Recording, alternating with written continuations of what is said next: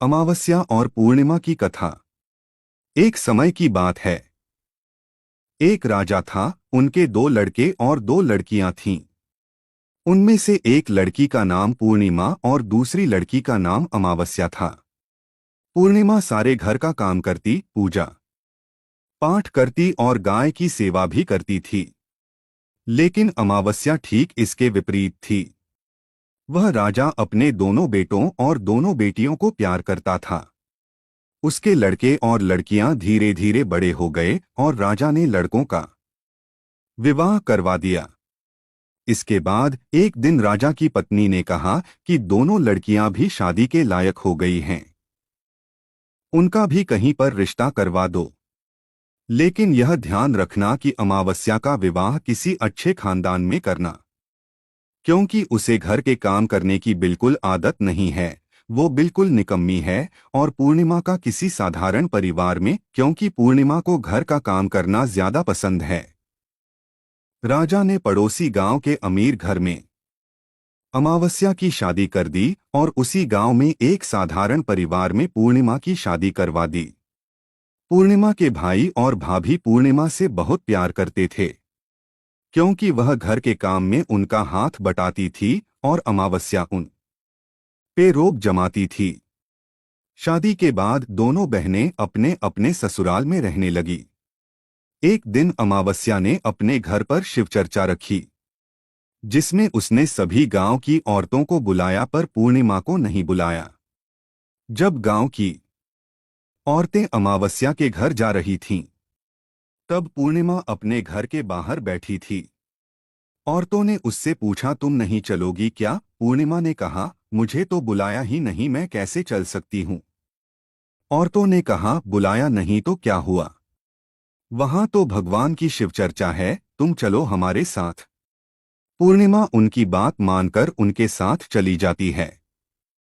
जब अमावस्या की नजर पूर्णिमा पर पड़ी तो अमावस्या ने गुस्से में आकर पूर्णिमा से कहा, तुम कैसे चली आई? तुम्हें तो मैंने बुलाया नहीं। फिर भी कोई बात नहीं, तुम आ ही गई हो तो चुपचाप बैठे रहना। और अमावस्या ने पूर्णिमा की गरीबी का खूब मजाक उड़ाया। अमावस्या की बातें सुनकर पूर्णिमा की आंखों में आंसू आ गए। उसने भगवान शिव से हाथ जोड़कर मन ही मन विनती की, हे भगवान, क्या पूजा पाठ करना, घर का काम करना और गौ सेवा करना गलत है? आखिर मेरा कसूर क्या है? आप कब कृपा करेंगे मुझ पर? पूर्णिमा बार बार भगवान से यही कहती रही। इतने में शिव चर्चा पूरी हो गई। अब अमावस्या भगवान का प्रसाद बांटने लगी। उसने सबको भगवान का प्रसाद दिया, लेकिन पूर्णिमा को नहीं दिया। पूर्णिमा बिना प्रसाद के ही घर लौटने लगी। तो रास्ते में उसने सोचा कि बच्चे प्रसाद मांगेंगे तो मैं उन्हें क्या कहूंगी। उसने सोचा कि मैं मायके अपने भाई के यहाँ से कुछ ले आऊंगी। ये सोचते हुई वह अपने घर आ गई और उसने अपने पति से कहा कि मैं अपने मायके जा रही हूँ। पति ने कहा, ठीक है। पूर्णिमा मायके के लिए रवाना हो गई। रास्ते में एक चबूतरे पर तुलसी का पौधा लगा हुआ था और उस चबूतरे पर एक बूढ़ी औरत बैठी हुई थी। वह कोई और नहीं, साक्षात तुलसी माँ थी। उस बूढ़ी औरत ने पूर्णिमा से कहा, बेटी तुम कौन हो, कहाँ जा रही हो? यह तुलसी का पौधा सूख रहा है, इसमें थोड़ा पानी डाल दो और इस चबूतरे को साफ कर दो, इससे मुझे थोड़ी ठंडक मिलेगी। तब पूर्णिमा ने तुलसी में पानी डाला, चबूतरे की साफ सफाई की और उस औरत के पैर भी दबाए।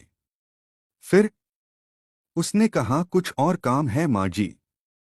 औरत ने कहा, कुछ नहीं, अब तुम जाओ और वापस आते समय मुझसे मिलकर जाना।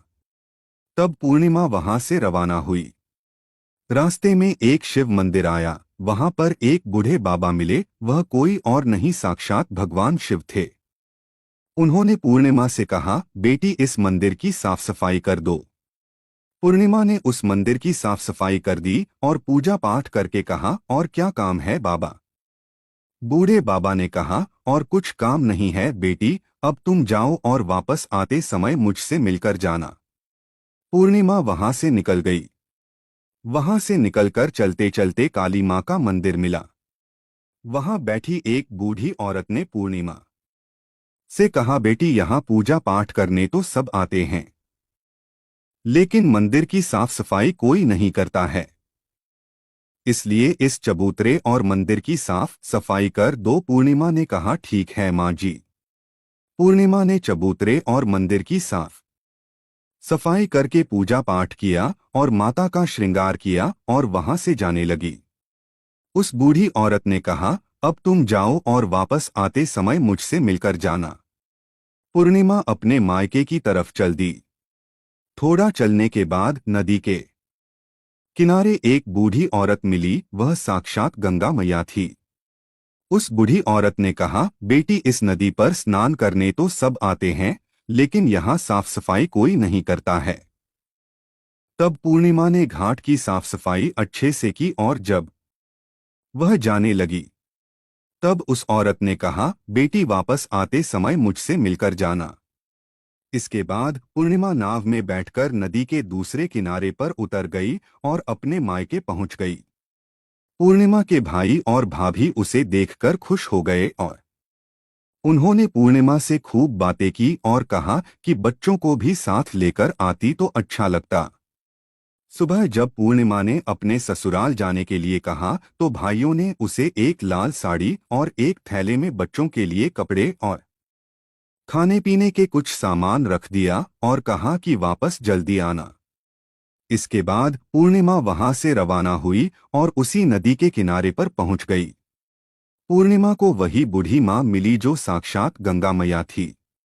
उन्होंने पूर्णिमा को एक थैला दिया और कहा कि तुम इस थैले को अपने घर ले जाकर ही खोलना। पूर्णिमा ने कहा, ठीक है।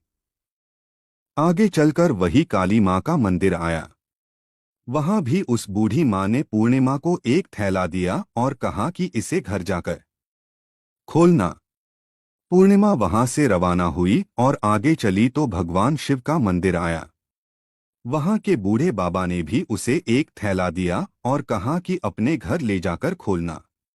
आगे चलने पर तुलसी मां के पास बैठी हुई बूढ़ी औरत मिली। उसने भी पूर्णिमा को एक थैला दिया और कहा कि इसे घर जाकर ही खोलना। अब पूर्णिमा के पास 5 थैले हो गए। इन सब थैलों को लेकर पूर्णिमा अपने घर चली आई। पूर्णिमा ने सबसे पहले अपने मायके का थैला खोला। उसमें बच्चों के लिए अच्छे अच्छे कपड़े और खाने पीने की चीजें थी। उसने अपने बच्चों को नए नए कपड़े दिए और खाने पीने की चीजें दी। तब बच्चे बहुत खुश हुए। अब पूर्णिमा ने दूसरा थैला खोला जो उसे गंगा मैया ने दिया था। उसमें सोना और चांदी भरा हुआ था। फिर उसने तीसरा थैला खोला जो उसे काली मां ने दिया था। उसमें 16 श्रृंगार का सामान भरा हुआ था। अब उसने चौथा थैला खोला जो उसे भगवान शिव ने दिया था। उसमें धन संपत्ति भरी हुई थी। इसी तरह उसने पांचवा थैला खोला जो तुलसी मां ने दिया था। उसमें चावल, दाल और अनेकों प्रकार का धान भरा हुआ था। अब पूर्णिमा के घर में किसी चीज की कमी नहीं थी। पूर्णिमा के मन में विचार आया कि क्यों ना मैं भी शिव चर्चा करवाऊं। उसने अपने घर में शिव चर्चा का कार्यक्रम रखा और गांव की सभी औरतों को बुलाया और अपनी बहन को भी बुलाया। जब अमावस्या अपनी बहन के घर आई तो उसने देखा कि पूर्णिमा के घर में धन दौलत की कोई कमी नहीं है और यह देखकर अमावस्या आश्चर्यचकित रह गई और उसने पूर्णिमा से पूछा कि तुम्हारे घर में इतनी धन दौलत कैसे आई। पूर्णिमा ने कहा, बहन, तुमने अपने घर शिव चर्चा रखी और उसमें मुझे नहीं बुलाया, फिर भी मैं बिन बुलाए तुम्हारे घर आई, पर तुमने भगवान का प्रसाद तक मुझे नहीं दिया। उसके बाद मैं अपने मायके जाने लगी। इसके बाद पूर्णिमा ने रास्ते में जो कुछ भी घटना हुई वह सब अमावस्या को बता दी। तब अमावस्या ने पूर्णिमा से कहा कि तुम भी मुझे प्रसाद मत दो और मुझे डांटो। लेकिन पूर्णिमा ने कहा, यह तो भगवान का प्रसाद है, यह तो मैं सबको दूंगी और तुम्हें भी दूंगी। फिर भी अमावस्या ने प्रसाद नहीं लिया और सीधे अपने घर चली गई। घर जाकर अपने बच्चों से कहकर वह अपने मायके जाने के लिए रवाना हो गई।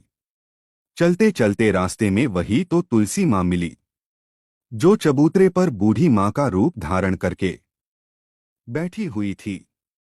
उसने अमावस्या को चबूतरे की सफाई करने को कहा। इस पर अमावस्या ने कहा, अरे ओ बुढ़िया, दिखाई नहीं देता, नई साड़ी पहन रखी है, यह गंदी हो जाएगी। आगे जाकर भगवान शिव, काली माँ और गंगा मैया मिले। उनको भी उसने ऐसा ही कह दिया और इसके बाद वह आगे चली गई। पर नदी किनारे लगी नाव में जैसे ही बैठी, उसमें रखे फूल कांटों में बदल गए, जो उसके पैरों में चुभ गए। किसी तरह वह दूसरे किनारे पर उतरकर अपने मायके चली गई। जब वह वहां पहुंची तो उसकी भाभियों ने आपस में धीरे से कहा, काम की ना धाम की सो मन अनाज की, पता नहीं कहां से यह आ गई है। उन्होंने खाना बनाया और खाना खाकर सभी सो गए। अमावस्या सुबह उठी और अपने भाई भाभियों से कहा कि मैं अपने ससुराल जा रही हूं। उन्होंने कहा, ठीक है। तो अमावस्या बोली, पूर्णिमा को तो तुमने बहुत कुछ दिया और मुझे कुछ नहीं दोगे क्या? तो भाई भाभी ने कहा, तुम घर जाओ, सब तुम्हारे घर पहुंच जाएगा। तब अमावस्या वहां से रवाना हुई। नदी के किनारे गंगा मैया का रूप धारण करके बूढ़ी औरत बैठी हुई थी। अमावस्या बोली, आपने पूर्णिमा को तो बहुत कुछ दिया था और मुझे नहीं दोगी क्या? और तो बूढ़ी औरत ने कहा, तुम घर जाओ, सब तुम्हारे घर पहुंच जाएगा। इसके बाद काली माँ, भगवान शिव और तुलसी माँ ने भी उसे यही कह दिया। जब अमावस्या अपने घर पहुंची तो आंगन में 5 थैले रखे हुए थे। उसने अपने मन में सोचा कि आज तो मैं निहाल हो गई। उसने जल्दी जल्दी से सभी थैलों को खोला, तो किसी में मिट्टी, तो किसी में पत्थर, तो किसी में कंकर कोयला था। यह सब देखकर उसने अपना सिर पकड़ लिया और कहने लगी है, भगवान, मुझे मायके से भी कुछ नहीं मिला और इन थैलों में भी कुछ नहीं मिला। वह पैर पटकती हुई अपनी बहन पूर्णिमा के घर जाती है और पूर्णिया से कहती हैं कि तुझे तो इतना सब कुछ मिला और मुझे कुछ नहीं मिला। तब पूर्णिमा ने कहा कि मैं जब अपने मायके जाती हूँ तो अपनी भाभियों के साथ मिलकर काम करती हूँ और तुमने कभी उनकी इज्जत नहीं की, इसलिए तुम्हें वह क्या देगी? इसके बाद तुमने गंगा माँ, काली माँ, भगवान शिव और तुलसी माँ को भी ठुकरा दिया, इसलिए उन्होंने तुम्हें कुछ नहीं दिया। अमावस्या बोली, बहन मुझे माफ कर दो, मैंने हमेशा तुम पर अत्याचार किया, इसलिए मुझे कुछ नहीं मिला। कोई बात नहीं, मैं भगवान की भक्ति करके सब प्राप्त कर लूंगी, मुझे भी इसका रहस्य बताओ। फिर पूर्णिमा ने कहा, तुम 3 सूत्र का ज्ञान ले लो। पहले सूत्र में दया मांगना और दूसरे सूत्र में चर्चा करना और तीसरे सूत्र में 108 बार ओम नमः शिवाय का जाप करना। भगवान ने जो यह 3 सूत्र दिए हैं, इनको अपने हृदय में बसा लेना।